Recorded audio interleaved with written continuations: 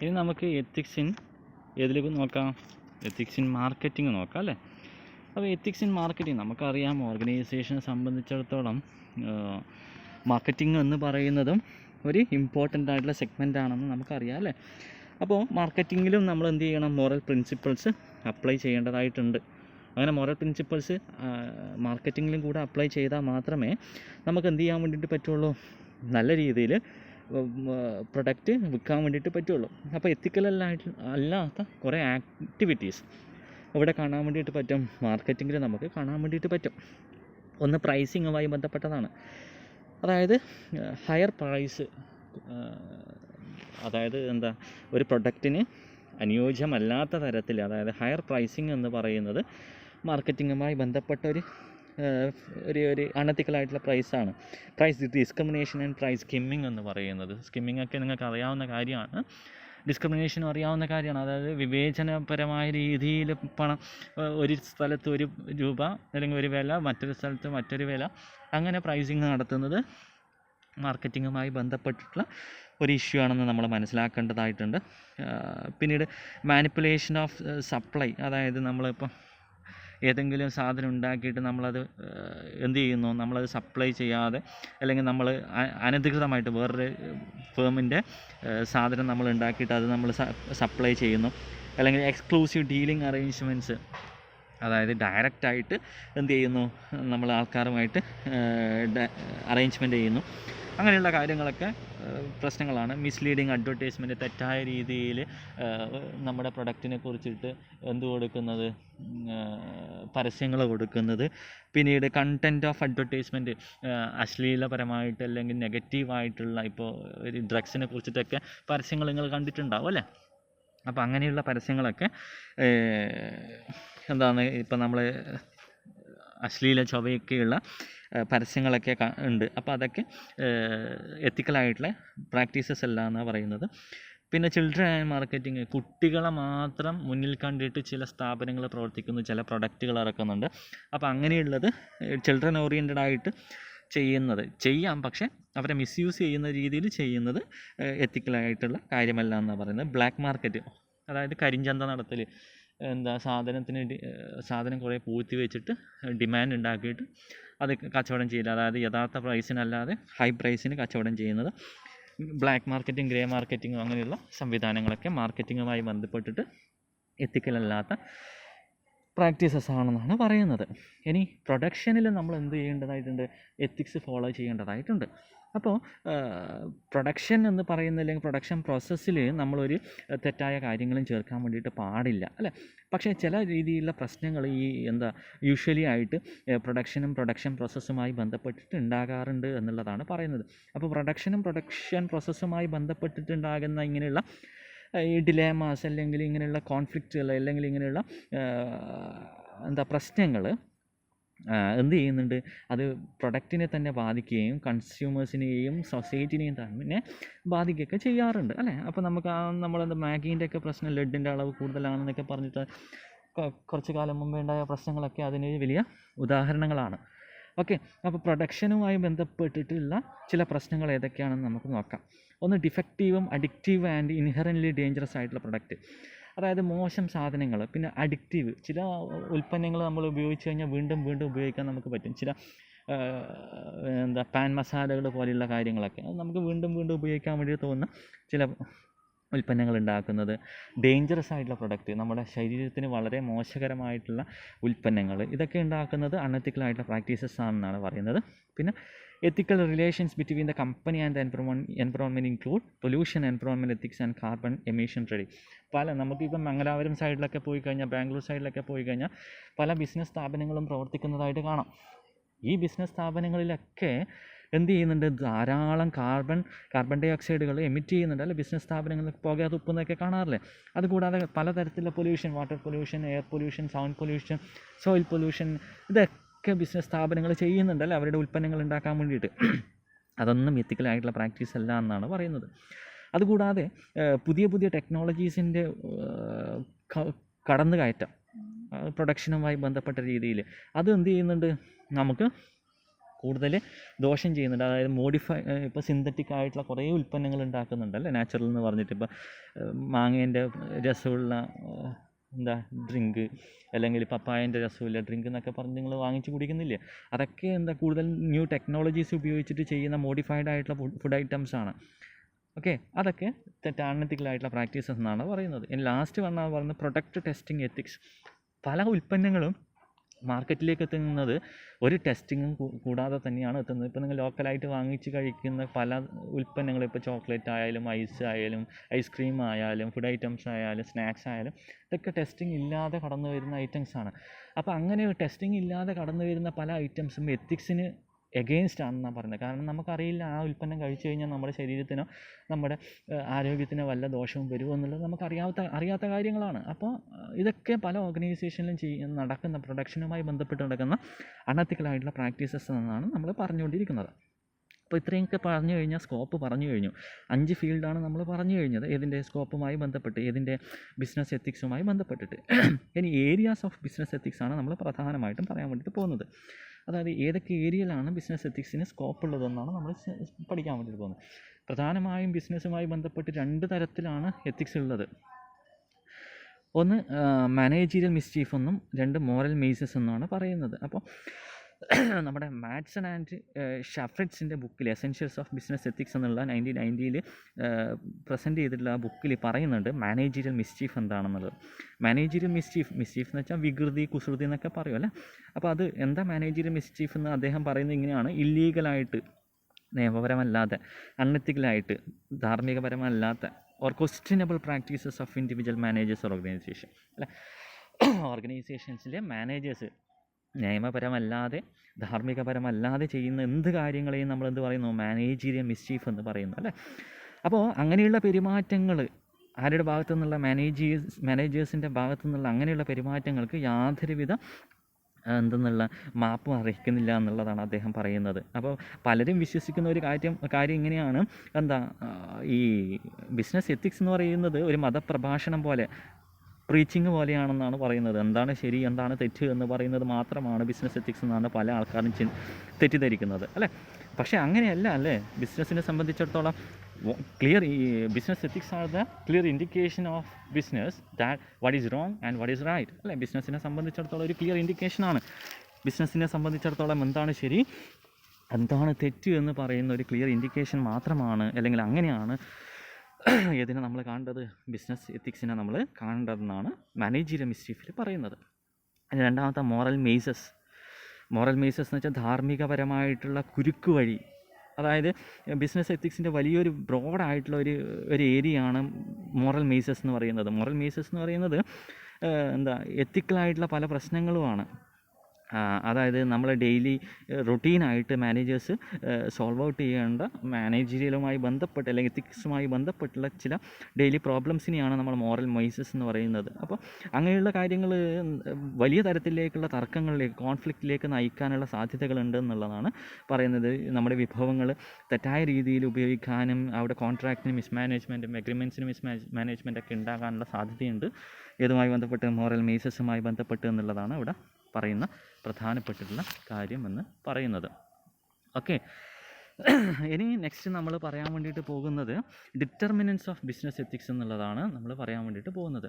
Determinants of business ethics ഉള്ളത്, അതായത് എന്ത് ചേർന്നിട്ടാണ്, എന്താണ് ബിസിനസ് എത്തിക്സിൻ്റെ പ്രധാന ഘടകമെന്നാണ് നമ്മൾ പറയാൻ വേണ്ടിയിട്ട് പോകുന്നത്.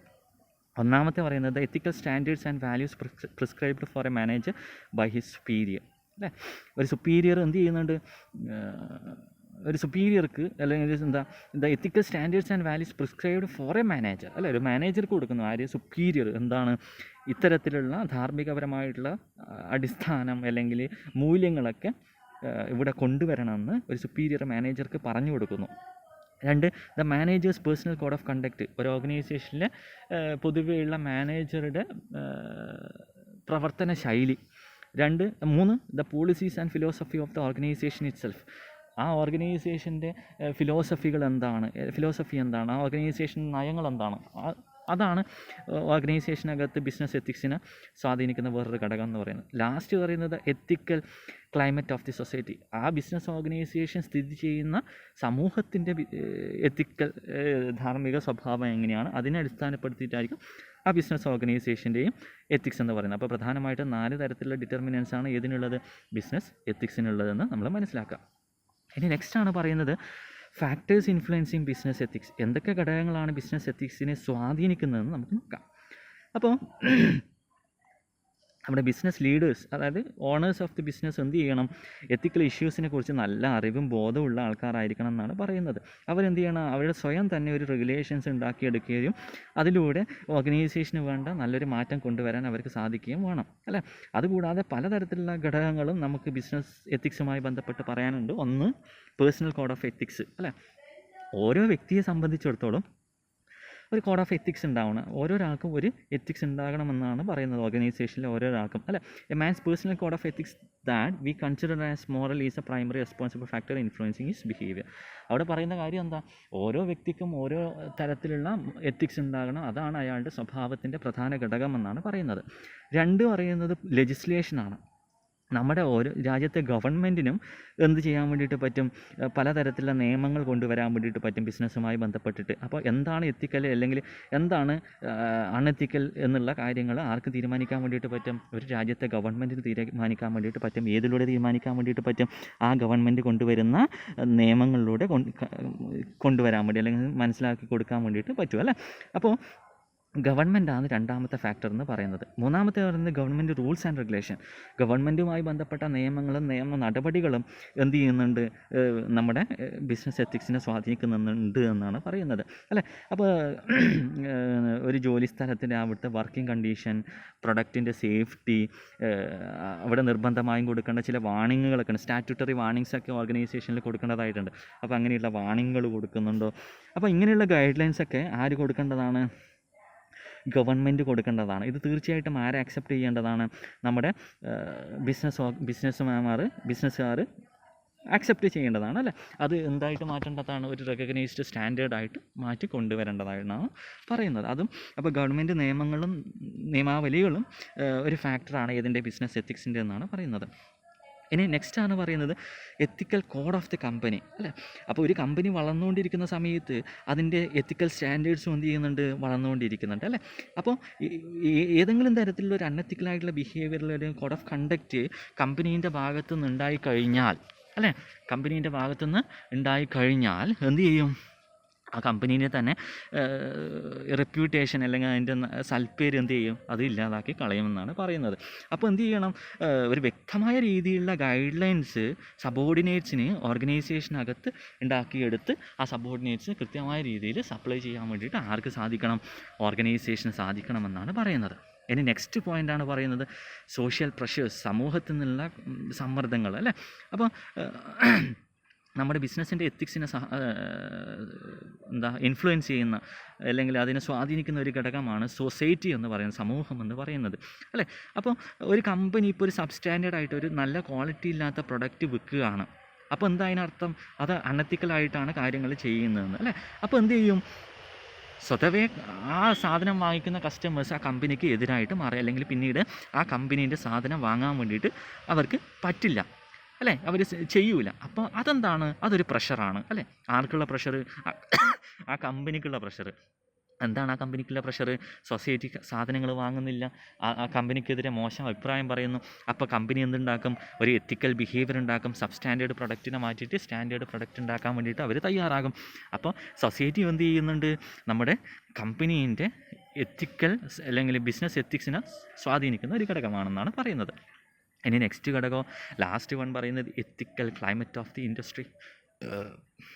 എത്തിക്കൽ ക്ലൈമറ്റ് ഓഫ് ദി ഇൻഡസ്ട്രി പറയുമ്പോൾ ആ വ്യവസായം, നമ്മൾ ഏത് ബിസിനസ്സാണ് ചെയ്യുന്നത് അതിൻ്റെ വ്യവസായത്തിൽ തന്നെ, ആ വ്യവസായം നമ്മൾ അടങ്ങുന്ന ആ വ്യവസായത്തിൽ തന്നെ എന്തുണ്ട്, ഒരു എത്തിക്കൽ ക്ലൈമറ്റ് ഉണ്ടാക്കാൻ വേണ്ടി സഹായിക്കുന്നത്. അതും നമ്മൾ സ്ഥിതി ചെയ്യുന്ന ആ വ്യവസായവും നമ്മുടെ കമ്പനീൻ്റെ ബിസിനസ് എത്തിക്സ് ഉണ്ടാക്കാൻ സഹായിക്കുന്നുണ്ടെന്നാണ് പറയുന്നത്, അല്ലേ. അപ്പം നമുക്കറിയാവുന്ന കാര്യമാണ് ഇന്നത്തെ ഇൻഡസ്ട്രീസ്, അല്ലേ, വ്യവസായശാലകൾ പ്രവർത്തിക്കുന്നത് വളരെ കോമ്പറ്റീവ് ആയിട്ടാണ്, അല്ലേ. 1-2 ഫേമുകൾ മാത്രമേ ഉള്ളൂ എന്തെന്ന് എത്തിക്കലായിട്ടുള്ള പ്രാക്ടീസസിലൂടെ പോകുന്നതെന്ന് നമുക്ക് മനസ്സിലാക്കാം. ബാക്കി എല്ലാ ബിസിനസ് ഓർഗനൈസേഷനും ഓർഗനൈസേഷൻ എന്താ ചെയ്യുന്നത്, അൺഎത്തിക്കൽ പ്രാക്ടീസസ് ചെയ്യുന്നുണ്ട് അല്ലേ. എന്തിനു വേണ്ടിയിട്ടാണ് ഈ അൺഎത്തിക്കൽ പ്രാക്ടീസസ് അവർ ചെയ്യുന്നത്? നല്ലൊരു കോമ്പറ്റീഷൻ സ്പിരിറ്റ് അല്ലെ, കോമ്പറ്റീഷൻ കൊണ്ടുവരാൻ, നമ്മൾ അല്ലെങ്കിൽ മാർക്കറ്റിൽ ഫസ്റ്റ് പൊസിഷൻ വരാൻ, അല്ലെങ്കിൽ കൂടുതൽ കസ്റ്റമേഴ്സിനെ ഉണ്ടാക്കിയെടുക്കാൻ വേണ്ടിയിട്ട് അല്ലേ. അപ്പോൾ കമ്പനീൻ്റെ പെർഫോമൻസ് എന്ന് പറയുന്നത് ബിലോ ആണ്, മറ്റ് കമ്പനികളെക്കാളും ബിലോ ആണെങ്കിൽ എന്ത് ചെയ്യുന്നുണ്ട്, സെയിം ഇൻഡസ്ട്രിയിൽ അവർക്ക് സർവൈവ് ചെയ്ത് നിൽക്കാൻ വേണ്ടിയിട്ട് പറ്റില്ല. അപ്പോൾ അങ്ങനെ ബിലോ ആവാതിരിക്കാൻ വേണ്ടിയിട്ട് അവരെന്ത് ചെയ്യുന്നുണ്ട്, ആ ഇൻഡസ്ട്രി എന്ത് ചെയ്യുന്നുണ്ട്, ആ ബിസിനസ് ഓർഗനൈസേഷനെ പ്രേരിപ്പിക്കുന്നുണ്ട്. എങ്ങനെയാണ് പ്രേരിപ്പിക്കുന്നത്? നല്ല രീതിയിലുള്ള പ്രൊഡക്റ്റും സർവീസസും ഉണ്ടാക്കിയെടുക്കാൻ വേണ്ടിയിട്ട്. അപ്പോൾ ഇത്രയൊക്കെ കാര്യങ്ങളാണ് ഫാക്ടേഴ്സ് അഫക്റ്റിംഗ് ബിസിനസ് എത്തിക്സ് എന്ന് പറയുന്നത്. ഇനി നമ്മൾ നേരെ അടുത്തത് പറയാൻ വേണ്ടിയിട്ട് പോകുന്നത് ബിസിനസ് എത്തിക്സിൻ്റെ ഗുണങ്ങളും ബിസിനസ് എത്തിക്സിൻ്റെ ദോഷങ്ങളുമാണ് പറയുന്നത്. ഒന്നാമത്തെ നമുക്ക് ബിസിനസ് എത്തിക്സിൻ്റെ ഗുണങ്ങൾ പറയാം. അപ്പോൾ ബിസിനസ് എത്തിക്സിൻ്റെ ഗുണങ്ങൾ പറയുന്ന സമയത്ത് ഒന്നാമതായിട്ട് പറയുകയാണ്, business cannot survive unless moral standards exist in business concerned and abstain. ഒന്നാമത്തെ ഗുണം പറയുന്നത്, ലോകത്തെ ഒരു ബിസിനസ് സ്ഥാപനത്തിനും ഒരു നിലനിൽപ്പില്ല എങ്ങനെയാണെങ്കിൽ ആ ബിസിനസ് സ്ഥാപനത്തിൽ ഒരു ബിസിനസ് എത്തിക്സ് ഇല്ലെങ്കിൽ, അതായത് അൺഫെയർ ആയിട്ട് അല്ലെങ്കിൽ അൺലോഫുള്ളായിട്ടാണ് ബിസിനസ് ചെയ്യുന്നതെങ്കിൽ ആ ഒരു ബിസിനസ് സ്ഥാപനത്തിന് ഫ്യൂച്ചറിൽ ഒരു ലോങ് ലാസ്റ്റിംഗ് ആയിട്ടുള്ള നിലനിൽപ്പ് ഇല്ല എന്നാണ് പറയുന്നത്. അതാണ് ഒന്നാമത്തെ അഡ്വാൻറ്റേജ് ആയിട്ട് പറയുന്നത്. അപ്പോൾ അതിനർത്ഥം എന്താ, ബിസിനസ് എത്തിക്സ് വേണമെന്നുള്ളത്, എന്നാൽ നല്ല ലാഭം ഉണ്ടാവും എന്നുള്ളത്. രണ്ട്, ethical concerns are consistent with profit of business. ഏതൊരു ഓർഗനൈസേഷനിലാണോ നമ്മൾ കോർപ്പറേറ്റ് എത്തിക്സ് അല്ലെങ്കിൽ ബിസിനസ് എത്തിക്സ് ഫോളോ ചെയ്യുന്നത്, അത്തരത്തിലുള്ള ഓർഗനൈസേഷനിൽ നല്ല രീതിയിലുള്ള പ്രോഫിറ്റ് നേടിയെടുക്കാൻ വേണ്ടി പറ്റുമെന്നുള്ളതാണ് വേറൊരു അഡ്വാൻറ്റേജ് ആയിട്ട് പറയുന്നത്. ഇനി മൂന്നാമത്തെ അഡ്വാൻറ്റേജ് പറയുന്നത്, analogy to prisoners dilemma problem reveals that in repeated interactions cooperation is the best solution and ethical behaviour is the best solution അല്ലേ. അതായത് നമ്മൾ എന്തെങ്കിലും തെറ്റ് കഴിഞ്ഞാൽ നമ്മൾ എന്തായി പോവും, നമുക്ക് പണിഷ്മെൻറ്റ് കിട്ടും, ഇംപ്രിസൺമെൻറ്റ് കിട്ടും അല്ലേ, നമ്മൾ ജയിലിലായി പോവും.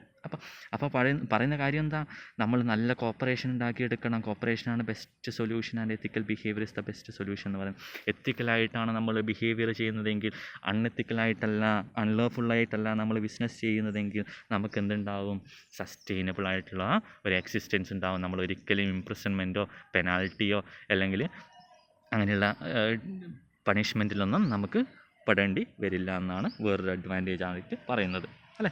നെക്സ്റ്റ് അഡ്വാൻറ്റേജ് പറയുന്നത്, most people value ethical behaviour അല്ലേ. Most people value ethical behaviour എന്ന് പറയുന്നുണ്ട്. Most people value ethical behaviour and punish businessman and organisation that are not ethical അല്ലേ. എല്ലാ ആൾക്കാരും ചെയ്യുന്ന ഒരു കാര്യമാണ് എന്തെന്നാണ് അവർ ചെയ്യുന്ന കാര്യം, എത്തിക്കലല്ലാത്ത ആൾക്കാരെ പണിഷ് ചെയ്യാറുണ്ട്, ശിക്ഷിക്കാറുണ്ട് അല്ലേ. In organisation where people feel there is no fair play, there is more absenteeism, avoidance of work and lack of respect. In organisation where people feel there is fair play, there is enthusiasm, cooperation and trust അല്ലേ. അപ്പോൾ അവിടെ പറയുന്ന കാര്യം ഇങ്ങനെയാണ്, ഏതൊരു ഓർഗനൈസേഷനിലാണോ പീപ്പിളിന് അല്ലെങ്കിൽ ജോലി ചെയ്യുന്ന ആൾക്കാർക്ക് തോന്നുന്നത് ഇവിടെ ശരിയായ രീതിയിലല്ല കാര്യങ്ങൾ നടക്കുന്നത്, അവിടെ കൂടുതൽ ആബ്സെൻറ്റിസം ഉണ്ട്, ആൾക്കാർ ജോലിക്ക് വരുന്നില്ല, ജോലി ചെയ്യുന്നില്ല, അവിടെ ആൾക്കാർ ജോലി ചെയ്യുന്നില്ല, അതിനോട് വെറുപ്പ് കാണിക്കുന്നു, അങ്ങനെയാണെങ്കിൽ അവിടെ എന്തുണ്ട്, അവിടെ എത്തിക്കലായിട്ടല്ല കാര്യങ്ങൾ നടക്കുന്നത് എന്ന് മനസ്സിലാക്കണം അല്ലേ. ഇനി next, ethics applies to all human activities.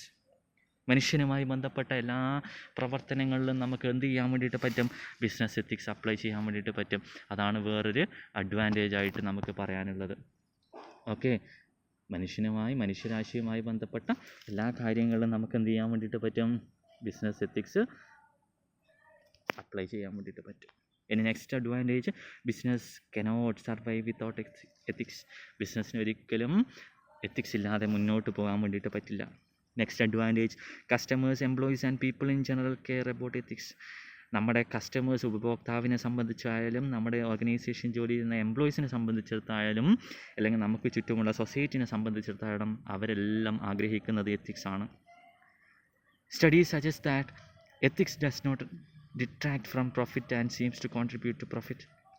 അപ്പോൾ പഠനങ്ങൾ തെളിയിക്കുന്നത് ഇങ്ങനെയാണ്, പ്രോഫിറ്റിൽ നിന്ന് മാറ്റപ്പെടേണ്ട ഒന്നല്ല എന്ത് പറയുന്നത്, എത്തിക്സ് എന്ന് പറയുന്നത്. പ്രോഫിറ്റുമായി അല്ലെങ്കിൽ പ്രോഫിറ്റിലേക്ക് കോൺട്രിബ്യൂട്ട് ചെയ്യുന്ന ഒന്നാണ് ഏത് പറയുന്നത്, എത്തിക്സ് എന്ന് പറയുന്നത്. അതാണ് വേറൊരു അഡ്വാൻറ്റേജ് എന്ന് പറയുന്നത്. ഇനി അടുത്തത് പറയുന്നത് the law is not appropriate for regulating certain aspects of business activities. The reason is that not everything that is immoral is illegal. For example, ethical issues in a business concern related with interpersonal relations at work or relations between competitors is not be regulated by law. അതായത് എത്തിക്കലായിട്ടുള്ള ഒരു പ്രാക്ടീസാണ്. ഇപ്പം Colgate, close-up എന്നുള്ള 2 firm എടുക്കുക. രണ്ടും tooth ബ്രഷിൻ്റെയാണ്, same ഇൻഡസ്ട്രിയിലാണുള്ളത്. ആ 2 business സ്ഥാപനങ്ങൾ തമ്മിൽ പരസ്പരം നല്ല ബന്ധം സൂക്ഷിക്കുന്നത് ഒരിക്കലും നിയമപരമായിട്ട് തെറ്റായ കാര്യമല്ല എന്നാണ് പറയുന്നത്, അല്ലേ? അപ്പോൾ എന്താണ് ബിസിനസ്സിൽ നല്ലത്, എന്താണ് തെറ്റ് എന്ന് പലപ്പോഴും നമുക്ക് ഇമ്മോറൽ ഏതാ, അല്ലെങ്കിൽ ധാർമ്മികപരമല്ലാത്തത് ഏതാ, പിന്നെ നിയമപരമല്ലാത്തത് ഏതാ എന്ന് നമുക്ക് കൃത്യമായിട്ട് പറയാൻ വേണ്ടിയിട്ട് പറ്റില്ല എന്നാണ് പറയുന്നത്. എല്ലാം തെറ്റായത്, എല്ലാം ധാർമ്മികപരമല്ലാത്തതെന്നൊന്നും നമുക്ക് പറയാൻ വേണ്ടിയിട്ട് പറ്റില്ല എന്നാണ് പറയുന്നത്. അടുത്തൊരു അഡ്വാൻറ്റേജ് എന്ന് പറയുന്നത്, ചില കാര്യങ്ങളിൽ നമ്മുടെ കോടതിയാണ് പറയുന്നത് ഇതാണ് ധർമ്മം, ഇതാണ് ധർമ്മമല്ലാത്തത് എന്ന് ചില കാര്യങ്ങളിൽ പറയുന്നത് കോടതിയാണെന്നാണ് വേറൊരു അഡ്വാൻറ്റേജ്.